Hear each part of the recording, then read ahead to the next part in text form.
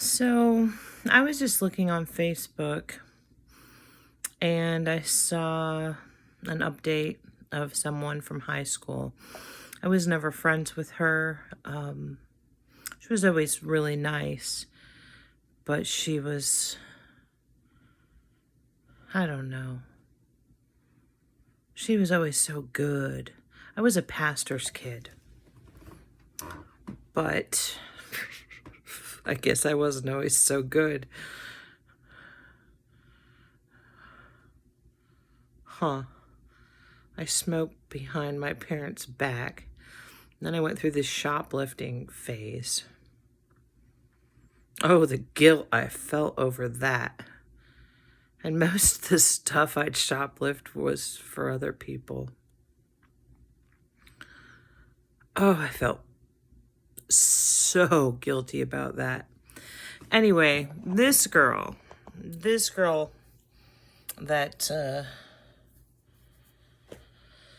this girl I looked at, she would have never done those things. And I looked at her pictures today with her perfect husband and her 3 beautiful children with light just shining out of their eyes.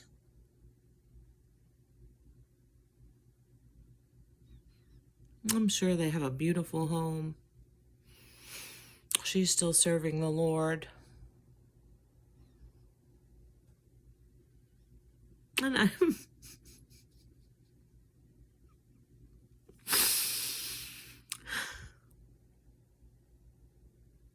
for so long, that's what Christianity looked like to me. Oh, these people are blessed. These people find it easy. These people get everything given to them. And me, I'm over here. I'm over here living some stuff. So then I just decided to eschew God, Christianity. Like, it wasn't for me. All the people I know, the good Christians, that wasn't me. And now, as I start this channel, and I was thinking of, what if she saw one of these videos? What is she going to think?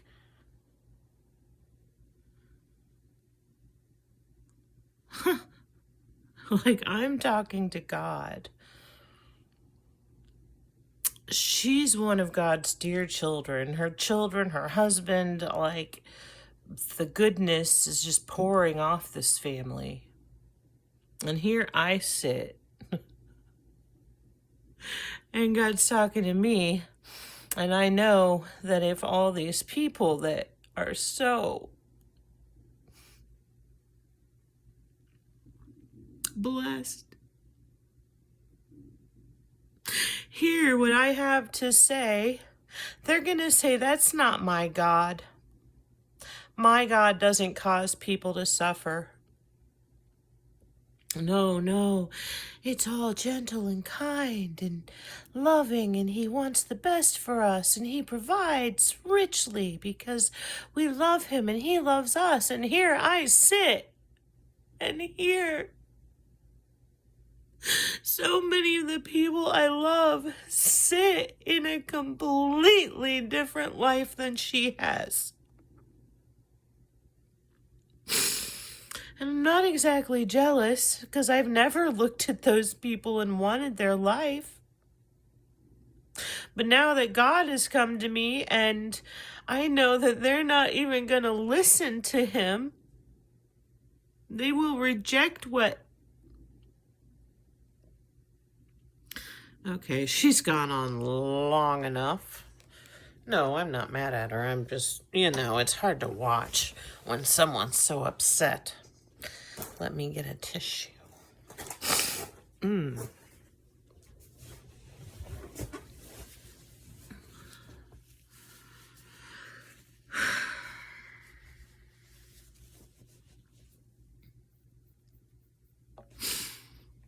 What sense does any of it make?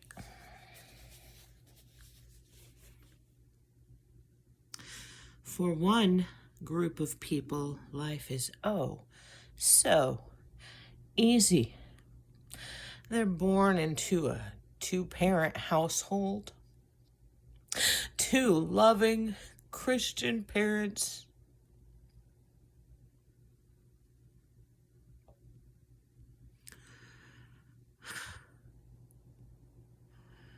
They have a conscience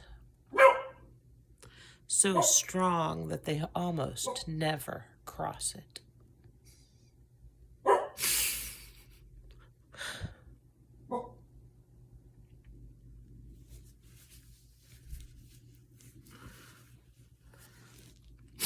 Many of these people live in the United States, in very nice homes, very nice neighborhoods.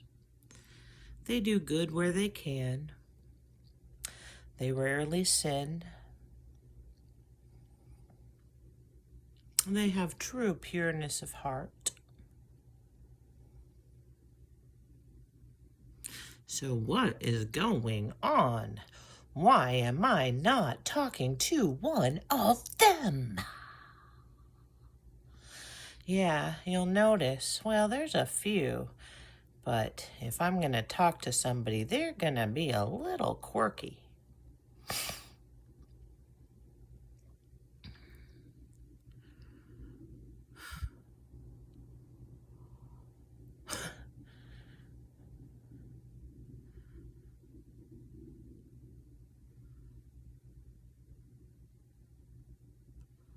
Truly, I tell you, things on earth are not as they appear. While I love people like we're discussing who appear to have won the God lottery, I do love them, but here's the thing.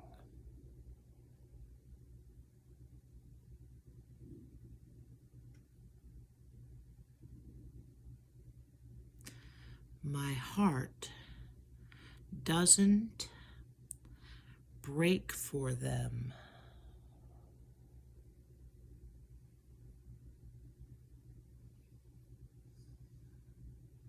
It loves to look down on their peaceful, simple, loving lives, usually raising children in the church.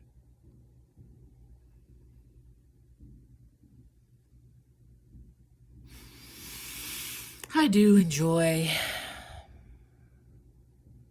how beautiful they are and how they cause no harm.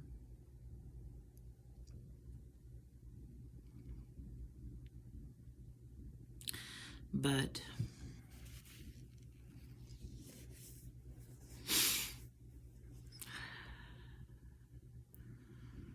when God's heart breaks for you because you have carried the cross of Jesus Christ on your back through much of your difficult life,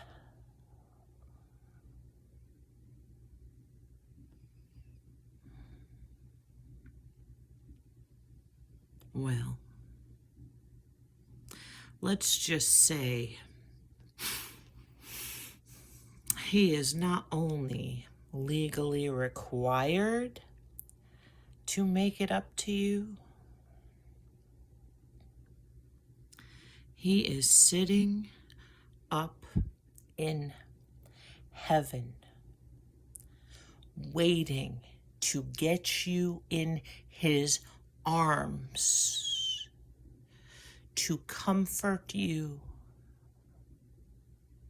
and thank you.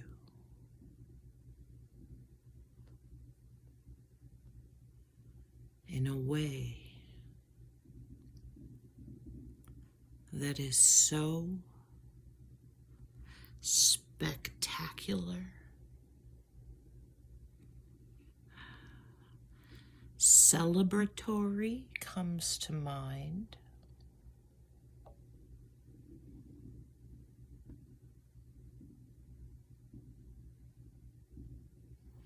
People who've had easy lives on earth.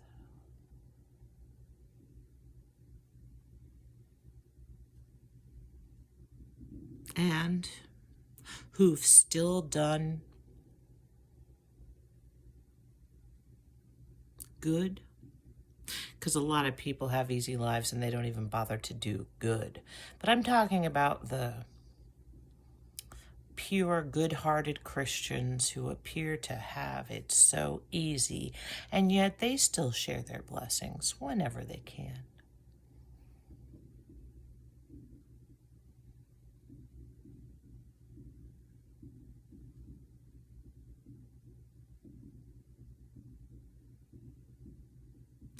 They are going to cross over into the next kingdom, and they are going to feel, well, they'll be perfectly satisfied. So what's the difference? Why? How? How could I have given some people such perfect, idyllic, picturesque lives, and then some have been burdened with burdens that burden my brain just thinking about it? Rip me apart inside. Day after day after day after day after day, they struggle because of where they have been placed upon the earth.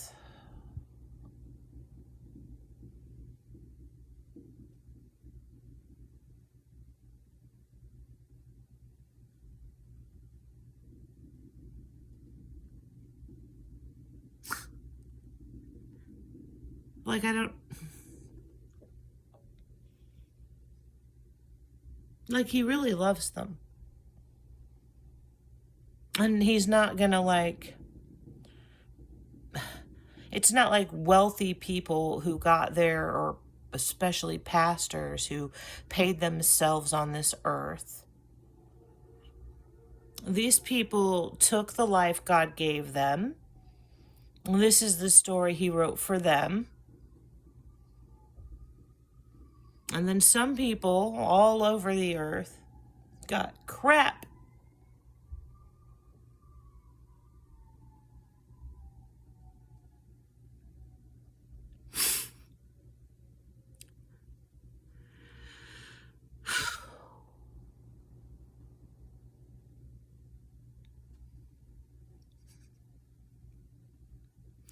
And I guess I'm sitting here thinking, I'd rather hang out with people like me.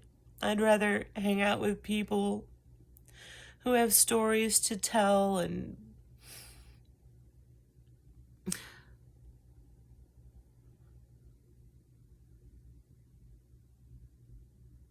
I don't know. I know my greatest joy in life has been working with, I guess, sinners. What do I have in common with someone that has had a perfect life, who goes to church every Sunday and works and teaches in a Christian school, and her whole family plays sports, and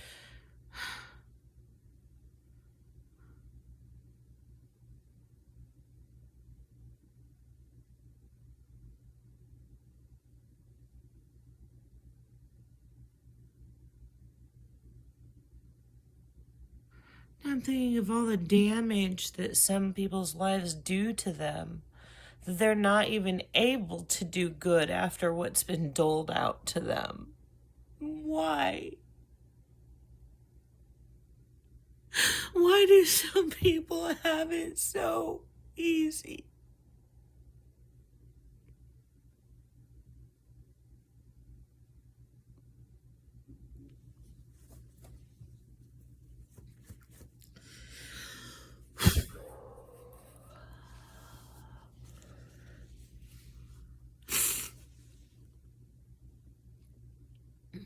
Why are you not saying anything? Do you not know? Is there no answer?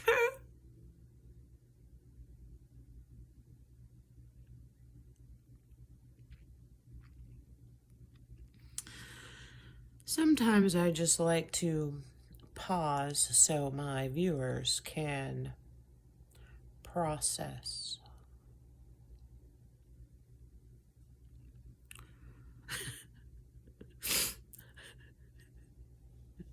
I know it's going to be a long time before people like that are watching my videos.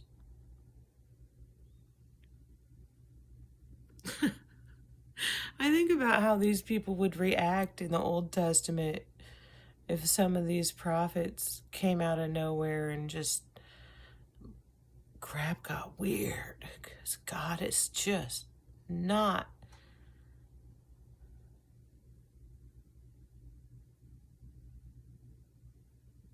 Would you believe that there are some souls that I simply knew could not handle much? I don't like to use the word weak, but I'm going to.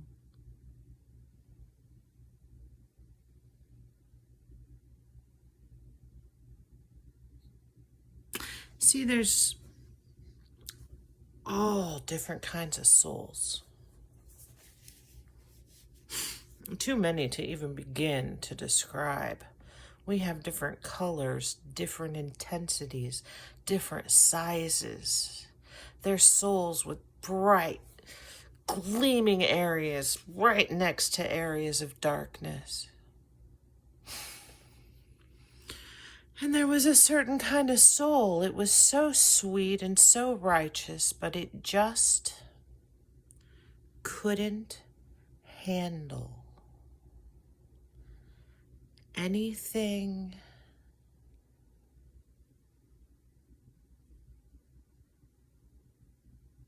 wicked being anywhere in the same vicinity. And there were a lot of these souls, so I kind of had to corral them and keep them very safe. And if Satan got a hold of them,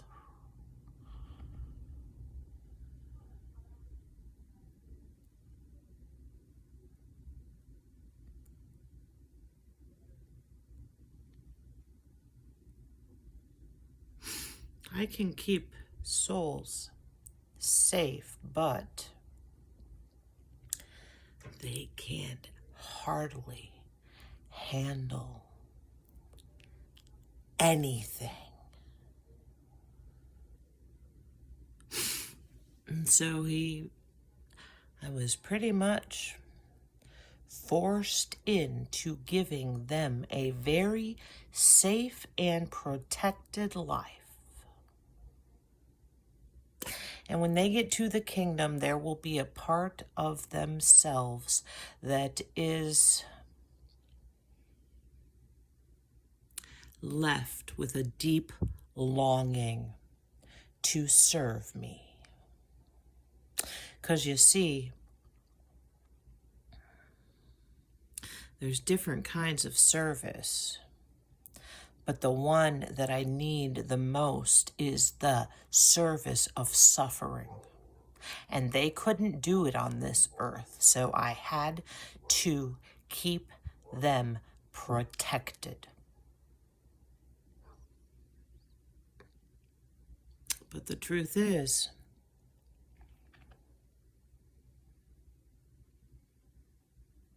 they just haven't.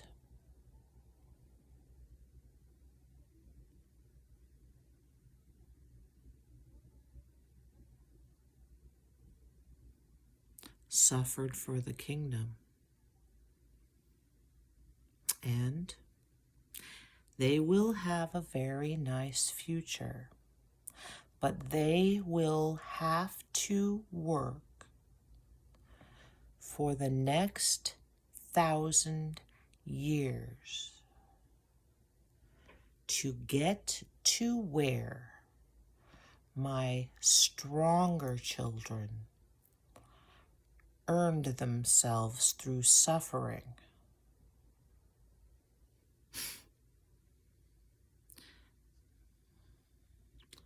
A 1,000 years is a long time to a human.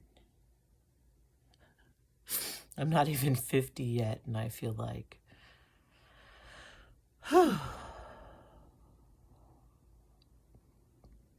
truly I tell you, if you get your suffering out on this earth, your workload will be almost non-existent. It's like a 1,000-year vacation.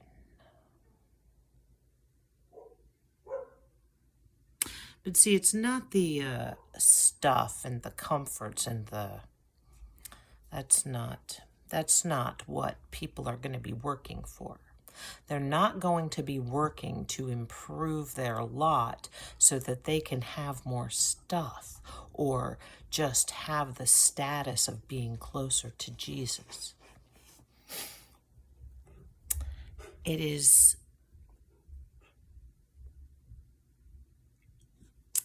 a joy inside. It is a peace. I cannot explain it. But I know some of you who have been given very difficult lives cannot comprehend how I could ever make what you've been through up to you, but I promise you,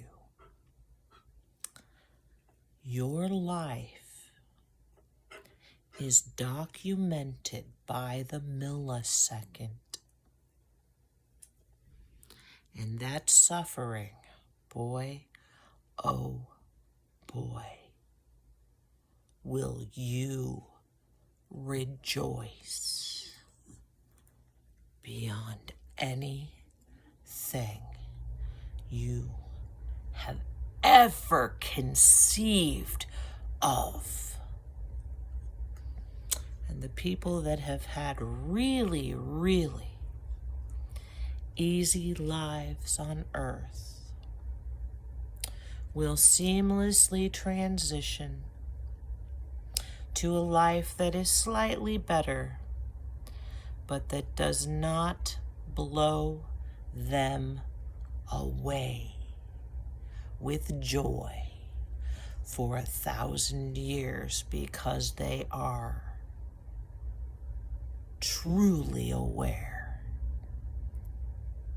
of what suffering looks like.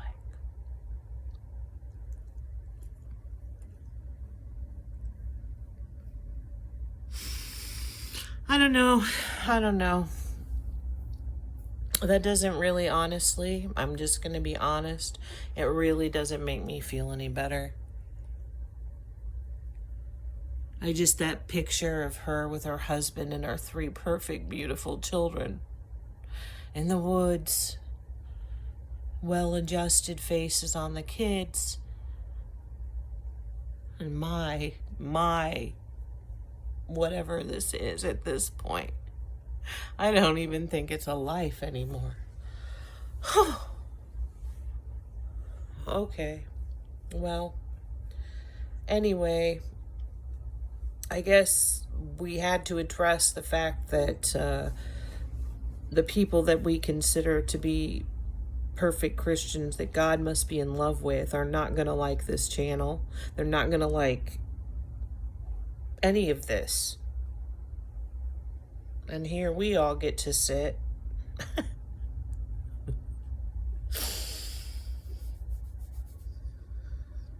I assure you, children, especially my first fruits on this channel, we are going to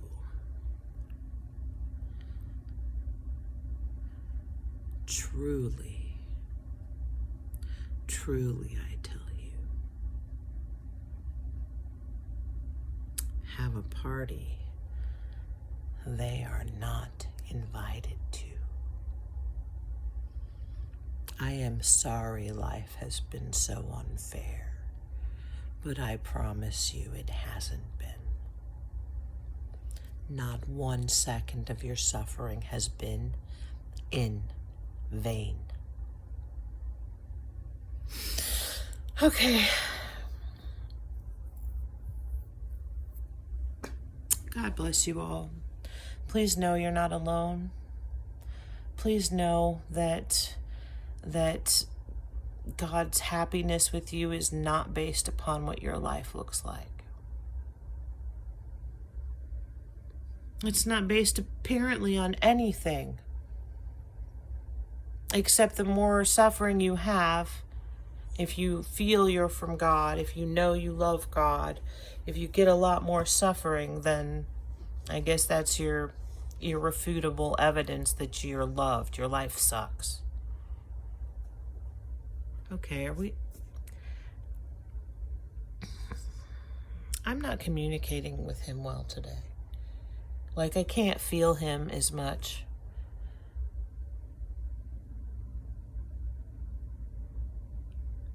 I work in seasons. What can I say? No, she's not. She's not as tight. It's not. Some days are good. Some days are bad. Anyway, just wanted to let you know that please, please, please, please, please, please, please do not think that you are unloved because you got a crappy story. I wrote your story for you so that I could be close to you after this tiny little vapor has evaporated. Hold tight, my babies. We can get through the next 6-ish years. And I think for a lot of you, there's going to be some deliverance. Some of you, well, let's just say you need to be vindicated. Amen.